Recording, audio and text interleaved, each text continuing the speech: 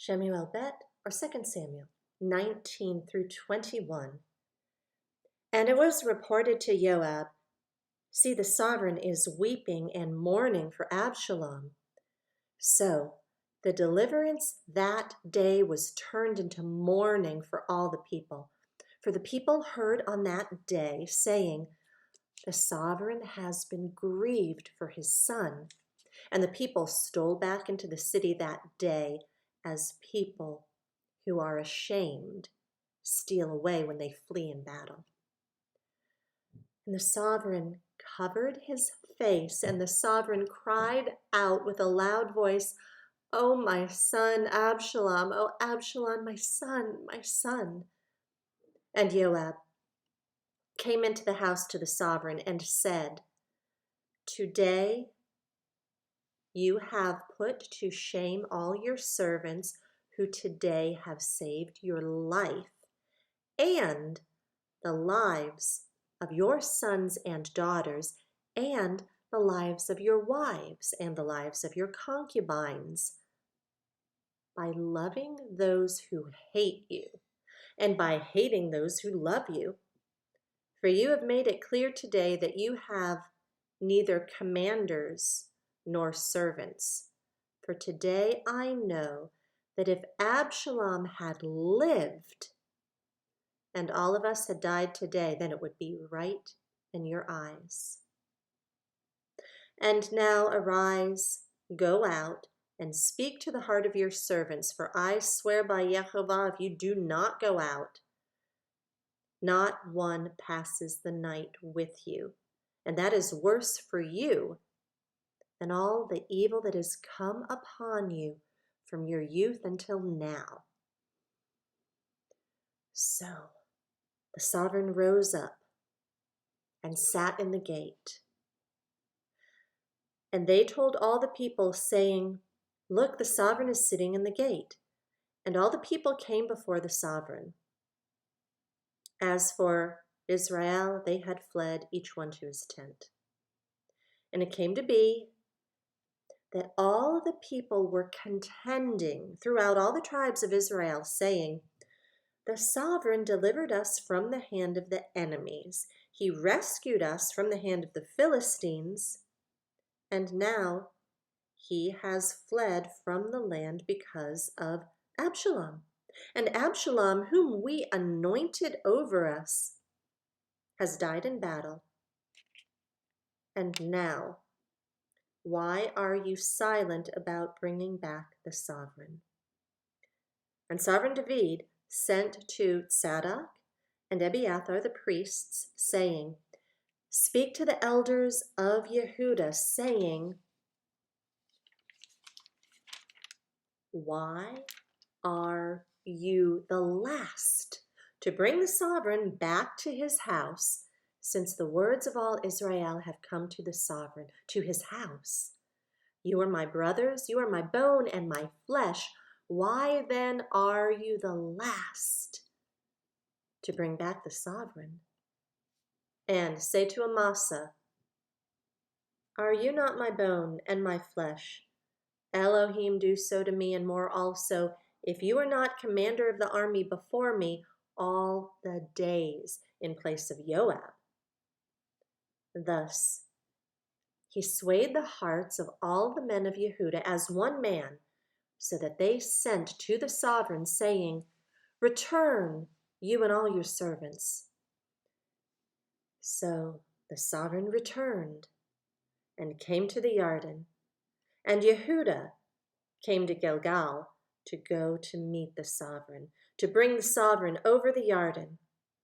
And Shammai, son of Gera, a Benjamite who was from Baharim, hastened and came down with the men of Yehudah to meet sovereign David. And with him were 1,000 men of Benjamin, and Ziba, the servant of the house of Shaul, and his 15 sons, and his 20 servants with him. And they rushed over the Yarden before the sovereign, and they passed over the ford to bring over the sovereign's household, and to do what was good in his eyes. And Shimei son of Gera fell down before the sovereign when he had passed over the Yarden, and said to the sovereign, "Do not let my master reckon crookedness to me, neither remember what wrong your servant did on the day that my master the sovereign left Jerusalem, that the sovereign should take it to heart. For I, your servant, know that I have sinned, and see, I have come today, first of all the house of Joseph, to go down to meet my master the sovereign." But Abishai, son of Zeruiah, answered and said, "Should Shimei not be put to death for this, because he cursed the anointed of Jehovah?" And David said, "What have I to do with you, sons of Zeruiah, that you are to be adversaries to me today? Should any man be put to death in Israel today? For do I not know that I am sovereign over Israel today?"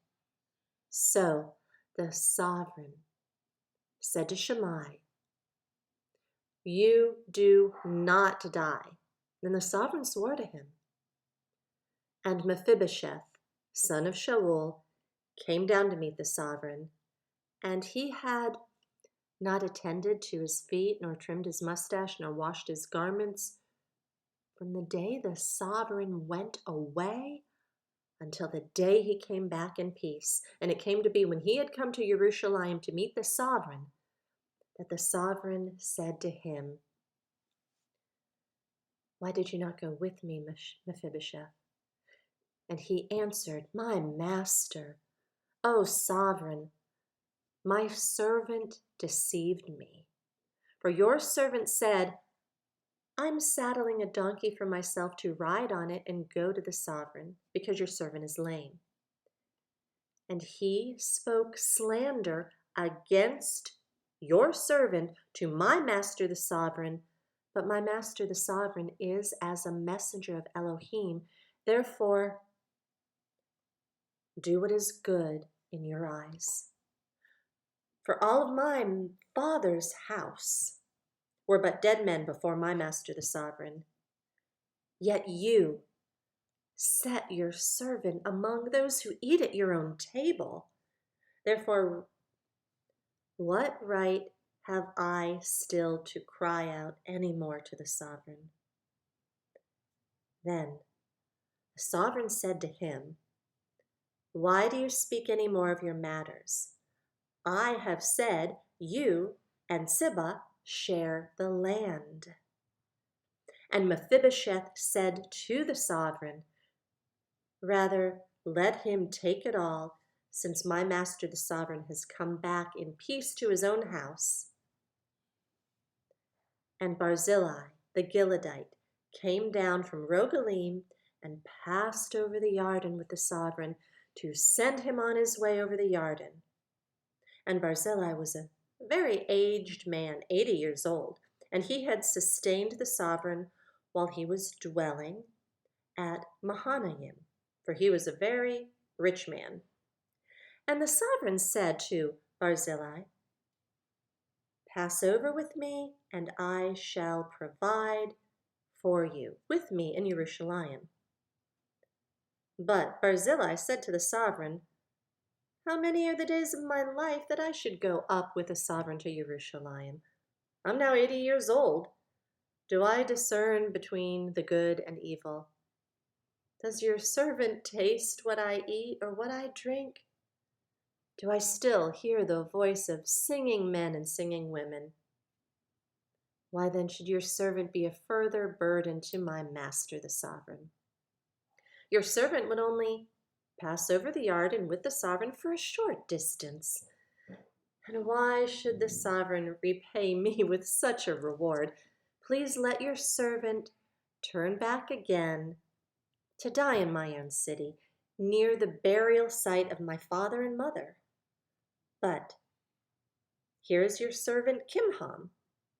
Let him pass over with my master the sovereign, and do for him what is good in your eyes."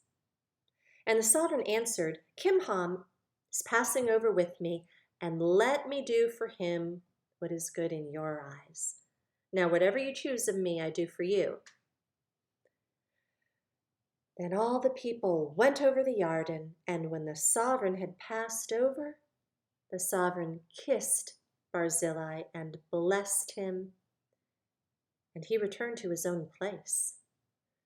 And the sovereign passed over to Gilgal, and Kimham passed over with him, and all the people of Yehuda brought the sovereign over, and also half the people of Israel. And see, all the men of Israel were coming to the sovereign. And they said to the sovereign, "Why have our brothers, the men of Yehuda, stolen you away and brought the sovereign and his household and all David's men with him over the Yarden?" And all the men of Yehuda answered the men of Israel, "Because the sovereign is our relative. And why are you displeased over this matter? Have we at all eaten at the sovereign's cost? Or has he given us any gift?" And the men of Israel answered the men of Yehuda and said, "We have 10 parts in the sovereign, and in David too. We have more than you. Why then did you despise us? Was it not our advice first to bring back our sovereign?" But the words of the men of Yehuda were harsher than the words of the men of Israel.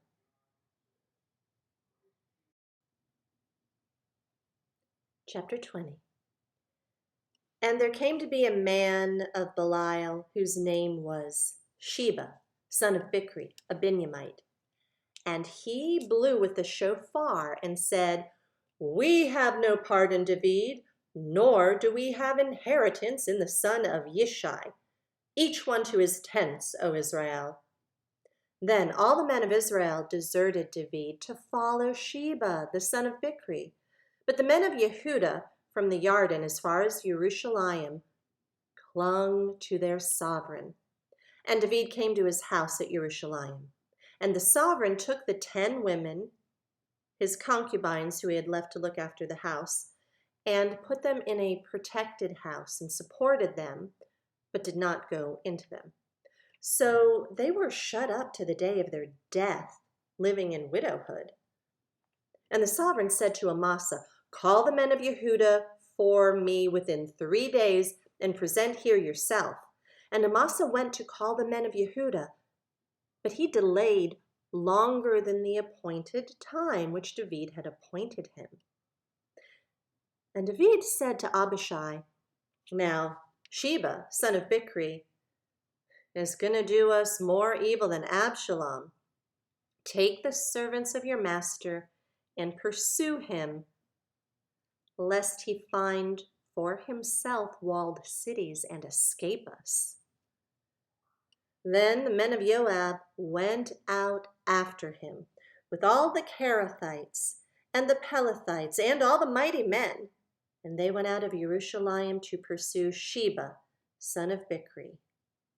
When they were near the large stone which is in Gaban, Amasa came before them, and Joab was dressed in battle armor, and on it was a girdle with a sword fastened in its sheath at his hips.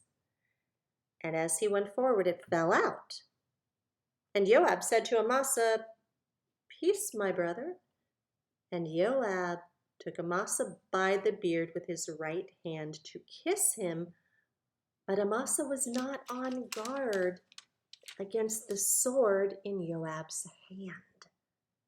And he struck him with it in his stomach, and his inward parts poured out on the ground. And he did not strike him again, and he died. Then Joab and Abishai his brother pursued Sheba, son of Bichri. And a man, one of Joab's men, stood beside him and said, "Whoever is well pleased with Joab, and whoever is for David, let him follow Joab." And Amasa was rolling in his blood in the middle of the highway.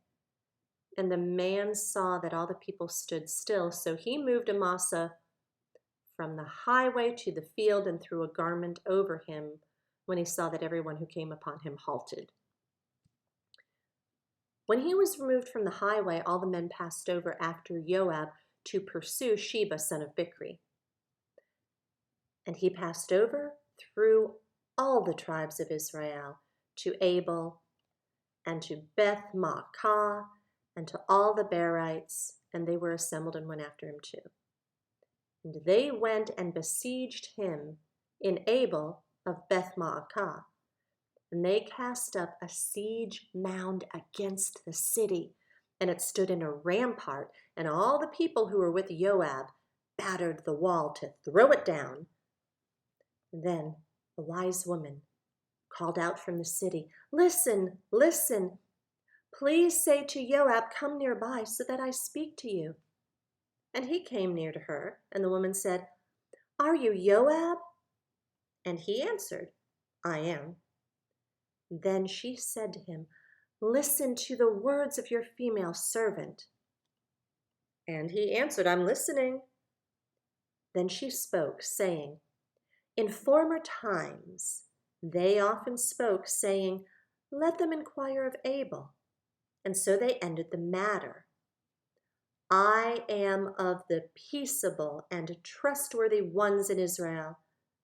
You seek to destroy a city and a mother in Israel. Why do you swallow up the inheritance of Yehovah?" And Joab answered and said, far be it for me to swallow up or to destroy. That is not the case, but a man from the mountains of Ephraim, Sheba, son of Bichri by his name, has raised his hand against the sovereign, against David.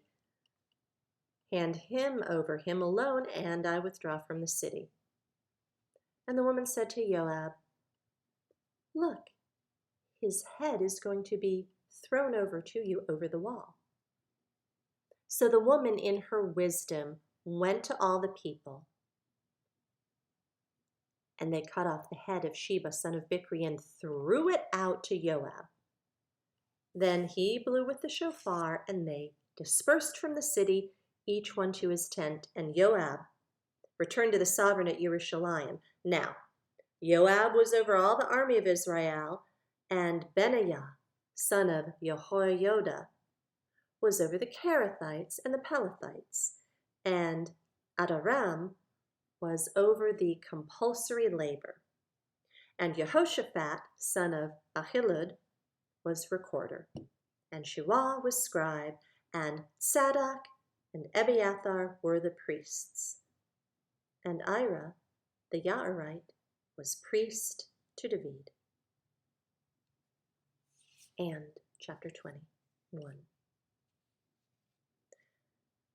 And there was a scarcity of food in the days of David for 3 years, year after year. And David sought the face of Yehovah, and Yehovah answered, because of Shaul and his bloodthirsty house, because he killed the Gibeonites. The sovereign therefore called the Gibeonites and spoke to them. Now the Gibeonites were not of the children of Israel, but of the remnant of the Amorites. And the children of Israel had sworn protection to them, but Shaul had sought to strike them in his ardor for the children of Israel and Yehudah. So David said to the Gibeonites, "What should I do for you, and with what do I make atonement, so that you bless the inheritance of Yehovah?" And the Gibeonites said to him, "It is no matter of silver or gold between us and Shaul or his house. Neither is it for us to put to death any man in Israel." And he said, "Whatever you say, I do for you." And they said to the sovereign, "The man who consumed us and plotted against us that we should be destroyed from remaining in all the border of Israel, well, let 7 men of his sons be given to us, and we shall hang them before Yehovah in Gibeah of Shaul, whom Yehovah chose." And the sovereign said, "I give them." But the sovereign spared Mephibosheth, son of Jonathan, son of Shaul, because of the oath of Yehovah, that was between them, between David and Jonathan, son of Shaul. And the sovereign took 2 sons of Ritzpah, the daughter of Aiah, whom she bore to Shaul, Armoni, and the other Mephibosheth, and the 5 sons of Michal, the daughter of Shaul, whom she brought up for Adriel, the son of Barzillai, the Mahalathite, and gave them into the hands of the Gibeonites, and they hanged them on the hill before Jehovah.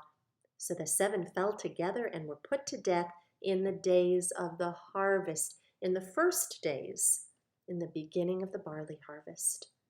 And Ritzpah, the daughter of Aiah, took sackcloth and spread it for herself on the rock from the beginning of the harvest until the late rains poured on them from the heavens.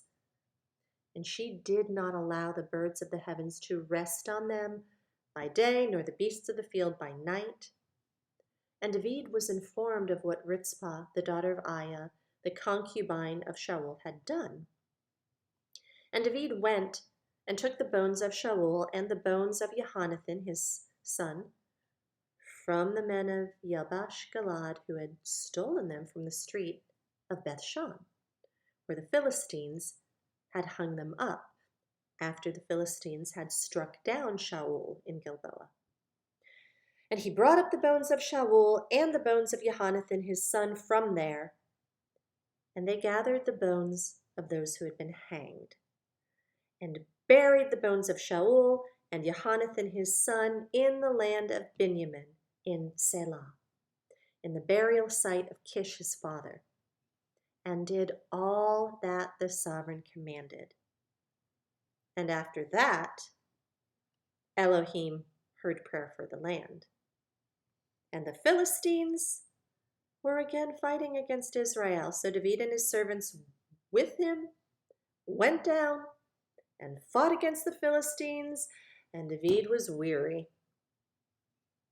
And Yishbo Benob, who was one of the sons of the giant, the weight of whose bronze spear was 300 pieces, who was bearing a new sword, he spoke of striking David, but Abishai, son of Zeruiah, came to help him and struck the Philistine and killed him.